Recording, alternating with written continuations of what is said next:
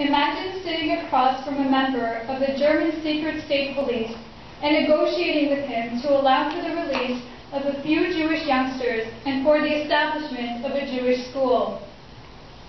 How would you feel when boarding a bus with dozens of children to be smuggled from your town and saved, while your father places his hands on your head and recites the Birkat Kohanim, priestly blessing, before you part?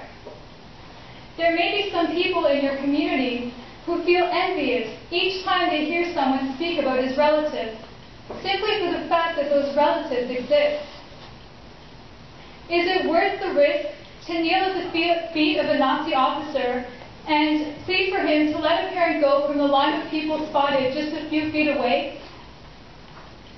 What can a teenager do when forced to march past the gallows and see how two of his campmates were hung? These are just some of the very real experiences that the survivors featured in Marking Humanity describe. The book includes 70 photos, bios, and writings of 46 Holocaust survivors from 6 countries: Canada, the United States, Israel, Australia, England, and Germany. I felt guided to create this book, and the more I got into the process, the more I became possessed with various emotions and reflections that left me determined to get it out into the world and help spread the various lessons that it holds. This became not only a literary project to educate and inspire, but also a tool to motivate societies to partake in changes for a better tomorrow. George had changed his last name from Spiegel during the Holocaust to avoid prejudice. Born in Hungary in 1930, he was merely a teenager when he ended up at the Sarbar concentration camp and was later transported to the Auschwitz-Birkenau camp in Poland. Although he survived, he lost 5 of his mother's 6 sisters and all of their children and husbands, as well as his grandparents, who had raised him since his father died when he was only a year old.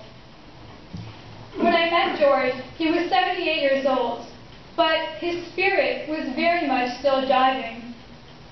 I was inspired by his zest for life and his positive energy. It was so contagious. And he sometimes mentioned how happy he was and that he still believed in God.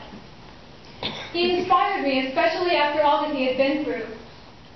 My grandfather, Kriger, who passed away last December, had fought for peace with the Soviet Red Army, while his parents, most siblings, and other relatives were murdered in the Minsk ghetto in Belarus. He sometimes shared bits and pieces of his experiences with my family, but they were very painful for him to talk about. I'm glad that the book's contributors have been able to express themselves through writing.